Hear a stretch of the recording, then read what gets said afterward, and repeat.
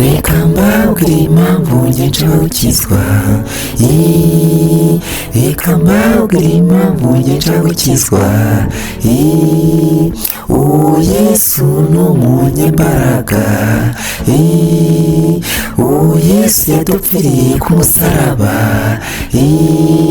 yaziraga ibyaha byanjye njyewe nawe.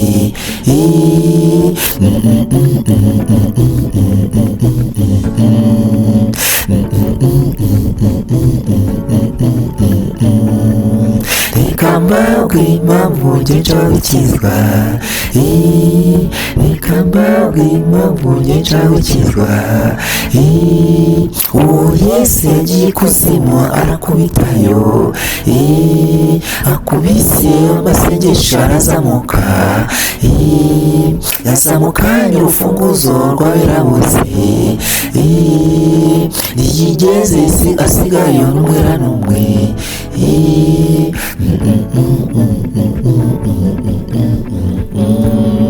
Niyo mpamvu njyewe nshaka gukizwa, niyo mpamvu nanjye nshaka gukizwa.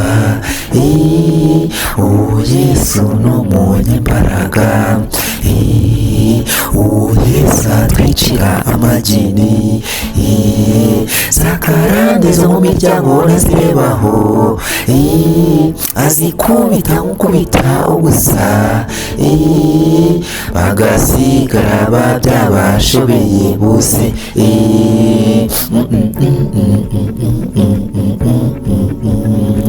Uwo Yesu tuvuga yaraje mu isi, yambaye umubiri wacu nk'abantu,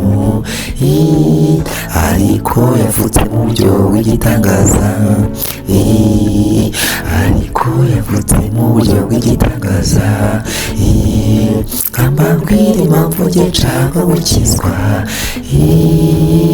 uwo Yesu yandimo mba numva nkomeye, kandi mba mfite amahoro yo mu mutima,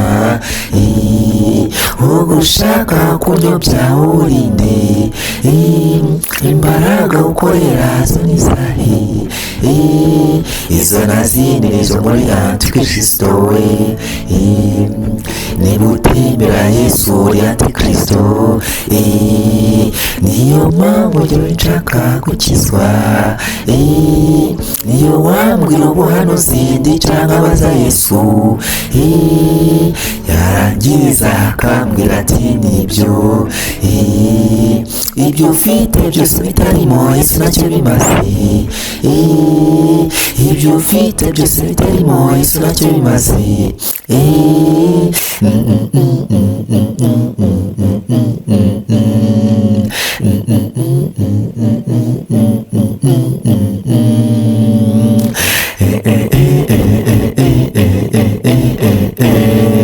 Nimuze dushaka Yesu kuruta ibindi, muri Yesu harimo byose kandi,